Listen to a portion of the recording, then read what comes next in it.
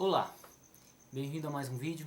Hoje eu vou comentar sobre João 7,53 a João 8,11, a perícope da mulher adúltera. Quem me pediu para comentar foi o Thiago Vinícius Pereira. Na verdade, a sua dúvida se tinha terra ou não tinha, como eu já escrevi, é mais hermenêutica, arqueológica do que crítico textual em si. Você disse que crê que o texto está lá, mas que algum crítico disse que não tinha terra no templo. Então por isso que ela não pode ser original. Tá? Mas vamos para a abordagem que eu sempre trato. Primeiramente, vou tratar no tema um pouco mais crítico textual, qual manuscrito apoia, qual não apoia, por quê. E depois eu vou para responder a sua pergunta em específico na questão de tradução. Porque são duas coisas diferentes. Crítica textual é uma área da teologia, da pesquisa, e hermenêutica e exegese é outra área. São duas ciências diferentes, mas que elas lidam com o texto. Tá? Primeiramente, a linha que eu sigo, que eu prefiro, né, dentro da reconstrução textual, é, como eu já disse, a linha do texto majoritário. E a maioria dos manuscritos trazem a perícope da mulher adúltera, não se focalizando tanto na questão da idade dos manuscritos, mas a maioria dos manuscritos trazem, tá? E trazem em João, tá? Trazem em João na posição que ele se encontra. Por que essa informação vai ser importante, tá? Então, o texto majoritário traz, e a maioria dos textos bizantinos também, tá? Então, nessa teoria, sem problema, não tem questionamento nenhum. Já na teoria crítico histórico eclético, né, vou usar o termo eclético aqui, que segue pela linha dos mais antigos, temos uma dificuldade com a perícope da mulher adúltera. Existe uma dificuldade, tá? Por quê? Se você pegar o papiro 66, o papiro 75 do P66, né, eu vou dizer P é papiro, P66 é do século III, P75 é do século III. Aí os principais códices usados na reconstrução textual, eu não citei todos porque são muitos que omitem, mas os mais antigos, que é os mais antigos e os principais, o sinaítico, o alexandrino, o vaticano e o códice C. O sinaítico, século IV, o alexandrino, século V, o vaticano, século IV, e o códice C 4, que é o efraimita, século V. Acontece o seguinte, todos eles omitem esta passagem, tá? Todos eles omitem. Então o que acontece? Não só eles, muitos pais da igreja também omitem essa passagem. Aí o que acontece? Eu fui no texto de Westcott Hort, o texto mesmo, 1957, o cara já, o dono anterior já até marcou, ele pula, se você ver, ele pula a perícope da mulher adulta, ele coloca, acho que em outro lugar, tá? Então, porque o texto de Westcott Hort, ele foi baseado nesses manuscritos, não tinha os papiros ainda, né? Ele não foi usado os papiros no texto de Westcott Hort, mas ele usou os manuscritos mais antigos e o testemunho de alguns pais da igreja, tá? Então por isso que acaba não trazendo, tá? Essa é a abordagem, né? Agora surge a pergunta, quais são os manuscritos que trazem? Século III para século V não tem discussão, os mais antigos são esses, sinaítico, né, o papiro 66, o papiro 75. Mas o interessante é que os que trazem, um dos que trazem, que ele faz parte dos 5 principais manuscritos, é o códice D5, o códice D5, né? Ele é do século V, né, e ele traz essa passagem, né, que ele é o códice Beza. Aí temos o códice ETA, que ele parece com H, né? O ETA e o H é a mesma coisa, século VI. Né? Aí temos versões antigas que confirmam essa leitura, que é a Copta Boraídica, por exemplo, século IV. Né? Aí também temos a Vulgata Latina, século IV, século V. Aí temos também algumas versões antigas da Vulgata Latina, da Velha Latina, né? Da Vetus Latina, que é a Vetus Latina D, século V, E, século V, F, F2, século V, e J, século VI. Existem muito mais outros manuscritos, só que eles já não são mais do do quinto ou sexto século, eles já são para o sétimo e oitavo, né? Mas focalizando pelo menos os que eu achei os principais, tá? Então muitos manuscritos trazem, mas os mais antigos são esses. Então gera essa dificuldade, tá? Dentro esse grau de certeza dentro da linha crítico-eclética. Um manuscrito que traz a perícope da mulher adulta, só que ele traz em outro lugar, ele traz em Lucas, se eu não me engano, é o Códice S. Ele traz depois em Lucas, ele não traz em João. E o Códice Lamed, o Lamed, século IX, também traz, né? Só que após Lucas também. Aí os pais da igreja que apoiam essa leitura, Ambrosiasto, século IV, Ambrósio, século IV, Paciano, século IV, Rufino, século V, Jerônimo, século V, Fausto Milevis, século IV e Agostinho, século V. As informações que eu tirei daqui eu usei a quarta edição revisada, tá? Usei o Novo Testamento grego, quarta edição revisada, para eu resumir as informações de lá, deste livro. O interessante é que por que esse texto se encontra ainda nas Bíblias críticas, exceto de Westcott e Hort? Por que esse perícope se encontra ainda no Evangelho de João, mesmo os críticos não achando que consta no original? Aí eu fiz o que? Eu fui no auxiliar da quarta edição revisada, variantes textuais do Novo Testamento, e página 184, né, página 183 e página 184, ele fala exatamente o que eu acabei de resumir aqui, que a maioria dos manuscritos antigos, na teoria deles, os melhores, os mais antigos e melhores, omitem, né? Aí acontece o que? Só que teve dois parágrafos que eu achei bem interessante na página 184 do comentário, né? Que na verdade isso aqui é só um comentário. Página 184, segundo parágrafo. Ao mesmo tempo, o relato tem todos os indícios de ser um acontecimento histórico. É óbvio que se trata de uma parte da tradição oral que era conhecida em alguns setores da Igreja Ocidental e que posteriormente foi incorporada em vários manuscritos, nem sempre no mesmo lugar. Tá? Ao que parece, a maioria dos copistas pensava que esse texto seria menos incômodo caso fosse inserido em João 7,52. Outros copistas inseriram após João 7,36, ou após João 7,44, ou após João 21, verso 25, ou ainda após Lucas 21, verso 38. Também é significativo que em muitos testemunhos que contêm essa passagem, a mesma vem marcada com asteriscos ou óbelos, para indicar que, o mesmo incluindo o relato no texto, os copistas estavam conscientes de que não fazia parte do original. Tá? Agora, um outro comentário que eu vou usar aqui também. Já é o quarto, primeiro, segundo, terceiro, quarto parágrafo da página 184. Por mais que a perícope originalmente não tenha feito parte do Evangelho de João, devido à sua antiguidade, ela foi incluída no texto entre colchetes duplos, no lugar tradicional. Está dizendo que aqui ela foi incluída entre colchetes duplos, tá? Que é o que é de fato. Ela consta na maneira tradicional. No lugar tradicional, ou seja, após João 7,52. Embora a maioria dos exegetas, comentaristas bíblicos reconheça que a perícope não faz parte do texto original de João, mesmo assim eles a comentam ou a explicam. Por exemplo, Mullane, o Evangelho de João, e escreve: no entanto, por causa do valor de João 7,53 a 8,11 como texto que aponta para Jesus de Nazaré, e por causa do seu papel na tradição bíblica, corrente e na vida litúrgica e imaginação dos cristãos, faz-se necessário comentar essa passagem ainda que brevemente. Tá?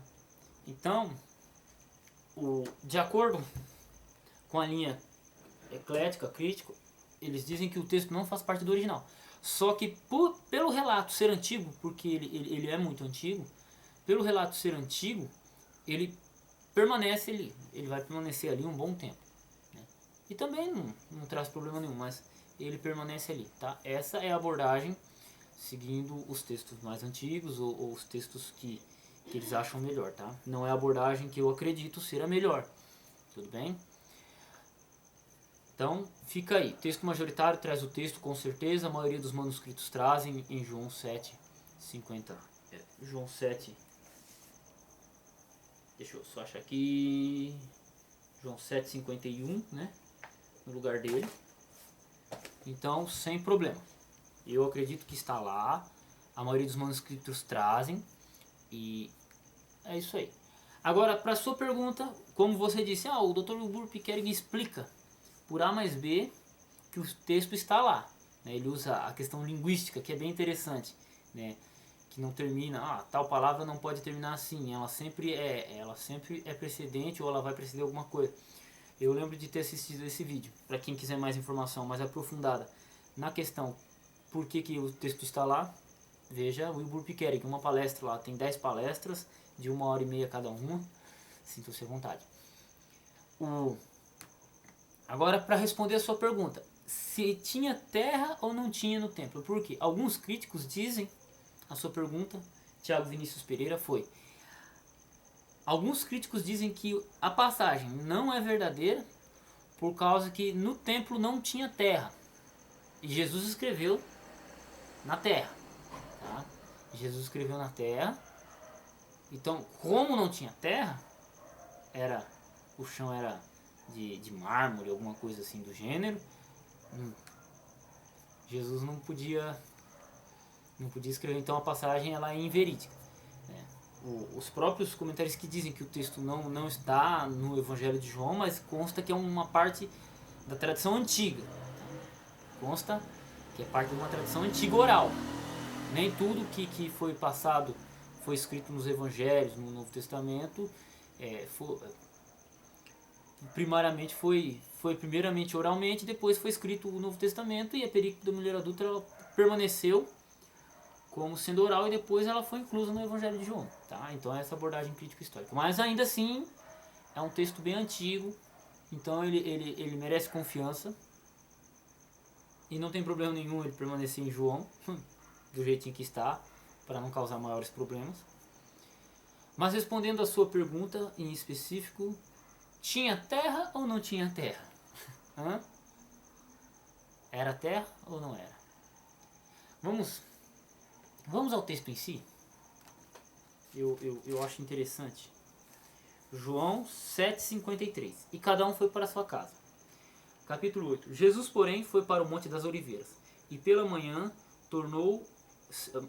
cedo tornou para o templo, e todo o povo vinha ter com ele. E assentando-se, os ensinava. E os escribas e fariseus trouxeram-lhe uma mulher apanhada em adultério. E pondo-a no meio, disseram-lhe: Mestre, essa mulher foi apanhada no próprio ato, adulterando. E na lei nos mandou Moisés que as tais sejam apedrejadas. Tu, pois, o que dizes? Aí olha que interessante o verso 6. Isto diziam, tentando para que tivesse com o que acusar. Mas Jesus, inclinando-se, escrevia com o dedo na terra.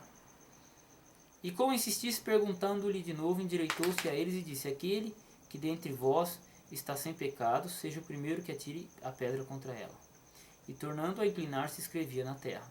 Porém, ouvindo eles isto, acusados pela consciência, saíram um a um, a começar pelos mais velhos até os últimos. Ficou só Jesus e a mulher, que estava no meio. E endireitando-se Jesus, não vendo ninguém mais do que a mulher, disse-lhe: Mulher, onde estão aqueles teus acusadores? Ninguém te condenou? E ela disse: Ninguém, Senhor. E disse-lhe Jesus: Nem eu também te condeno. Vai-te, não peques mais. Eu fui no texto grego, tá? Tive que conferir fui no texto recebido, fui na quarta edição revisada, tá? Fui na quarta edição revisada no grego. Partindo do princípio que o texto é original, que eu também acredito, tá? Partindo desse princípio, a palavra terra, ela tem uma tradução bem interessante nesse texto. Por quê? Eu fui olhar nos dicionários, eu olhei no Lounida, olhei no léxico grego do Eduardo Robson, conferi no dicionário Walter Bauer, Frederick Dunker Walter Bauer, segunda edição, conferi no dicionário de Taylor. A palavra terra, no grego, ela é ge ou ges, né? Ge. Ge significa terra. Igual a gente usa, terra. Só que o interessante é que no contexto aqui, nesse contexto aqui de João, ela pode ser traduzida por chão. Pode ser traduzida por chão. Sem problema nenhum. Por quê? A palavra terra, igual a gente fala, terra, terra, tem terra contra, em comparação, terra em comparação com o céu, terra em comparação com o mar, né? Terra em comparação com nacionalidade. Eu sou da terra de Leme. Eu sou da terra do Paraná, sou da terra dos Estados Unidos. Com esse conceito. Então a palavra guia, ela traz todo esse conceito. E no caso de João aqui, nessas duas vezes em que ele aparece, a palavra terra, verso 6 e o verso 8, aqui ela pode ser traduzida como chão. Ge, ela pode ser traduzida como chão. Tá? E uma coisa bem curiosa é que, se eu não me engano, se você entrar, ou qualquer um entrar na internet, Jerusalém fica no meio de um deserto praticamente. E deserto tem o quê? Muita areia. Então, por mais que o chão fosse de mármore, por mais que possa ser o chão fosse de mármore ou de pedra ou de qualquer coisa, muita poeira, muitas pessoas andavam, por mais que você limpe a todo momento, muitas pessoas andavam, ainda assim gerava poeira, que é possível de se escrever. Então, dizer que a perícope da mulher adúltera não é original, com base na afirmação que não tinha terra. Mas, Adolfo, você é um pedreiro, cara. Você é um pedreiro. O que você está comentando de João aí, um negócio de 2000 anos atrás? Você é só um simples pedreiro. Aí eu fiz o quê? Eu fui nos 3 interlineares que eu tenho. Como que eles traduzem literalmente? Vou por aqui os 3 interlineares, tá? João 8, verso 6. Tentando para que tivesse para acusar a ele. Mas Jesus, para baixo, agachando-se com o dedo, escrevia em a terra. Aqui, eis tegendo. Deixa eu só marcar aqui em verso 6. Eis tegendo. O da Sociedade Bíblica do Brasil, ele traz terra, tá? Traz terra, sem problema, tá? Vou fechar ele, traz terra. O interlinear que eu gosto bastante, que eu estou sempre apresentando aqui, 8, verso 7. Já começa o verso 7, mas aqui é o final do verso 6. Se você olhar, Gen é traduzido por chão. Conseguiram ver? Confira nesse interlinear, página 390. Gen aqui é traduzido por chão. Porque primeiramente eu fui no grego, só no grego, eu chamo de grego pelado, só no grego pelado, não tem nenhuma tradução. E aí depois eu vim aqui conferir nos dicionários, e depois que eu tirei uma conclusão, eu vim aqui para ver se batia. E o interessante é que eu fui no terceiro interlinear, que eu gosto muito, Valdir Carvalho Luz. Eu sempre estou falando do Valdir Carvalho Luz porque ele escreveu uma gramática de 3 volumes. Eu não vou apresentar ela agora porque meus livros estão meio bagunçados ali. Um dos maiores gramáticos do Brasil, verso 6. Testando, e Jesus, abaixando, tendo-se curvado com o dedo, rabiscava em a terra. João, página 318. Aqui, vou apontar aqui, escrevia na terra, tá? Ele escrevia na terra, sem problema, tá? Então, 2 dos interlineares trazem terra, numa tradução mais literal, e o interlinear majoritário traz chão. Os dicionários, eles dão espaço para as 2 traduções, terra ou chão. Se era na terra mesmo, sem problema. Mas não era terra, era mármore, era piso de porcelanato 61 por 61 e não tinha terra, Tudo bem, mas pode ser traduzido por chão. Ge aqui pode ser traduzida por chão. Sendo traduzido por chão, numa região de muita poeira, é possível se escrever. Espero ter respondido, irmão Thiago Vinícius Pereira. Desculpe pela demora, é que dá um pouco de trabalho gravar vídeos, pesquisar um pouco mais. Praticamente a cada segundo aqui falado é muito tempo estudado, né? Até o próximo vídeo, até a próxima pergunta. Fique com Deus. Obrigado por essa pergunta bem interessante, tá? Porque, de certa forma, até os críticos que dizem que o texto não está, eles não se preocupam se o texto pode... Eles não se preocupam em tirar ele do texto dele, exceto Westcott and Hort. E o texto majoritário traz, ele dá espaço para essa tradução, né? E tem lógica, né? Jesus escrevia o chão. Terra fica onde? A terra é o chão, terra. Então, fiquem com Deus, até o próximo vídeo e qualquer dúvida estarei à disposição o máximo possível, né, dentro dos meus limites, e até o próximo vídeo. Fiquem com Deus.